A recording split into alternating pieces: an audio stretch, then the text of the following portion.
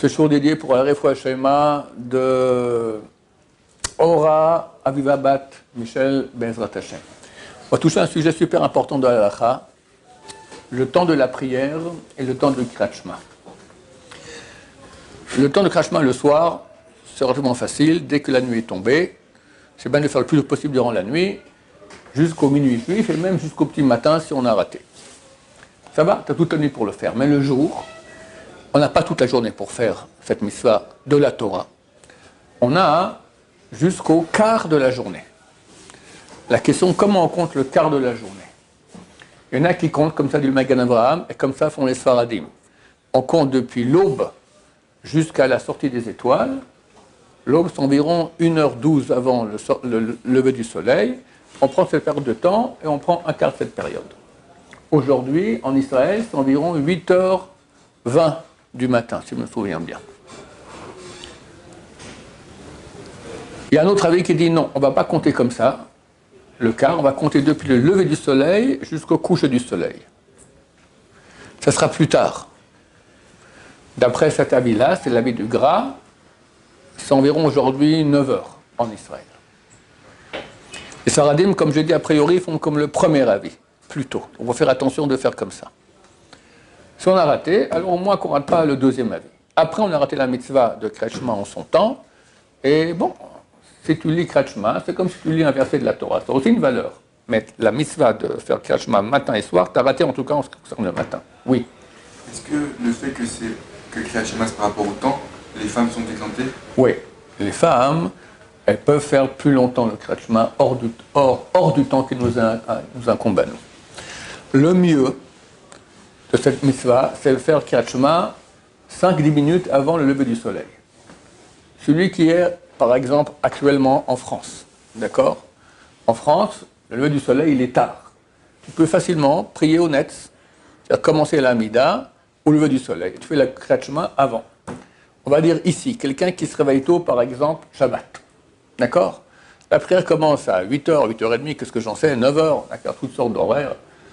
Il faut faire Kriyat Shema avant, parce que tu vas rater. Mais si tu es déjà réveillé au moment du lever du soleil, alors tu mets ton talit, si c'est un jour de chol, talit filin, fais Kriyat Shema dans les 5-10 minutes avant le lever du soleil, ça c'est le top du top du top. C'est marqué qu'il y a un très grand mérite à faire Kriyat Shema à ce moment-là.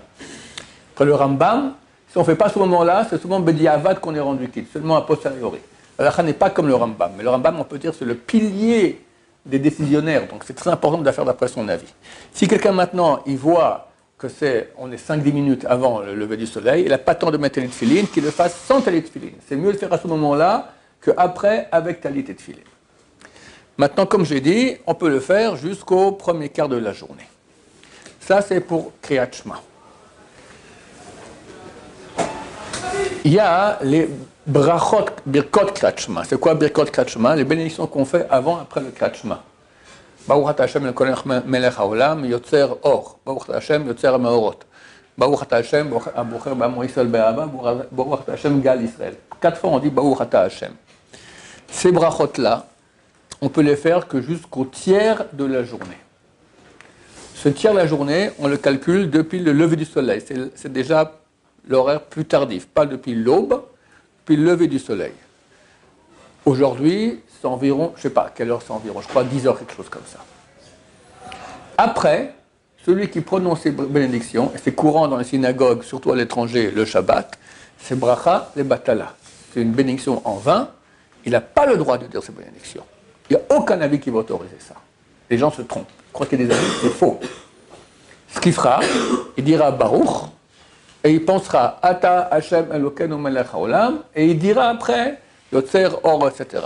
Mais les mots Ata Hashem ou Ata Hashem Elokeinu Melech Haolam, il ne peut pas les dire, il les pense.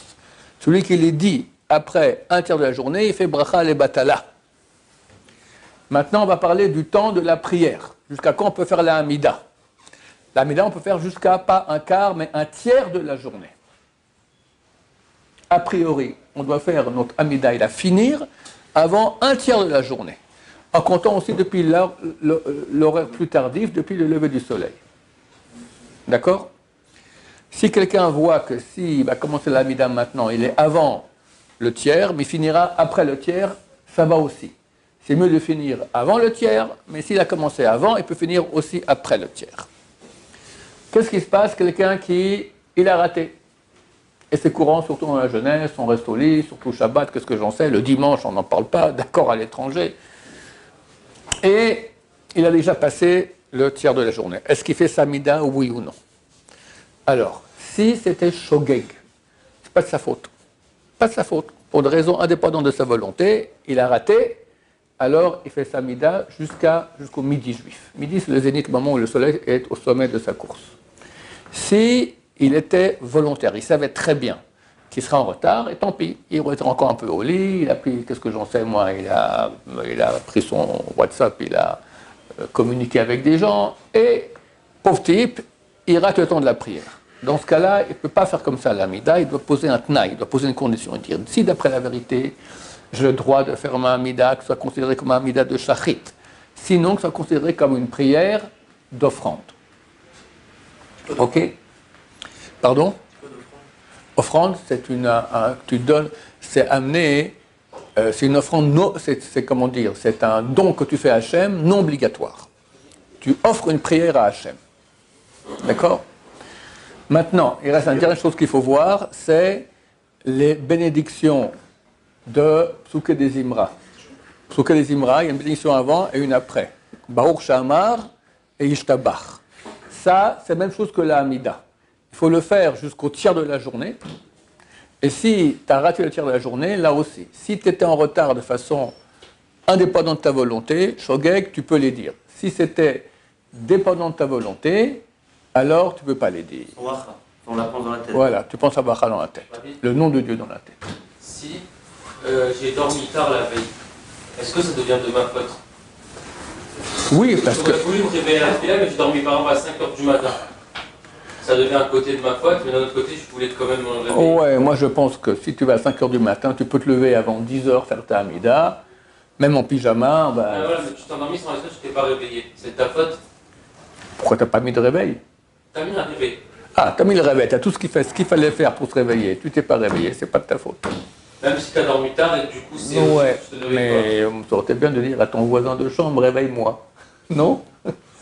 Voilà. Si on est seul dans la chambre.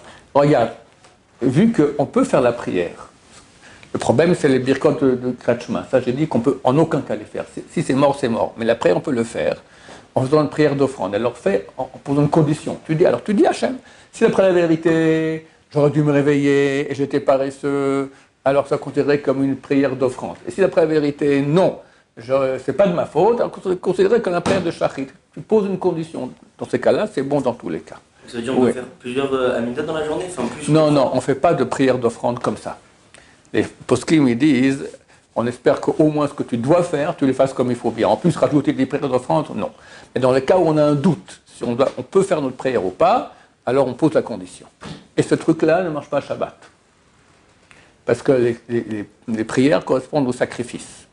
Shabbat, il y avait des sacrifices. On égorgeait, on brûlait. Comment tu peux égorger, brûler Shabbat, c'est interdit, parce que Dieu a ordonné. Mais amener un sacrifice d'offrande, on n'avait pas le droit. Shabbat, non, après Shabbat. Donc il n'y a pas non plus de prière d'offrande, Shabbat et Yom Tov. Donc faites attention à ces jours-là, ce truc-là ne marche pas. Celui qui est en retard, Shabbat ou Yom Tov, s'il n'a pas fait sa Hamida, s'il n'a pas fait sa Hamida jusqu'à un tiers de la journée, et c'était volontaire, alors c'est mort, il ne peut pas la faire. Alors ce qu'il fera, il fera 2 fois mincha. Il fait mincha ou shachrit. Il fera mincha et après il fera le paiement de shachrit. Non, ça ne marche pas. Parce que si c'est volontaire, il ne peut pas faire le paiement non plus. Bah, il a raté shachrit. Moussaf, on peut le faire jusqu'à quelle heure? 7e heure de la journée si possible, Moussaf, sinon toute la journée. A priori jusqu'à 7e heure de la journée. Baruch Adonai, l'olam, amen va amen.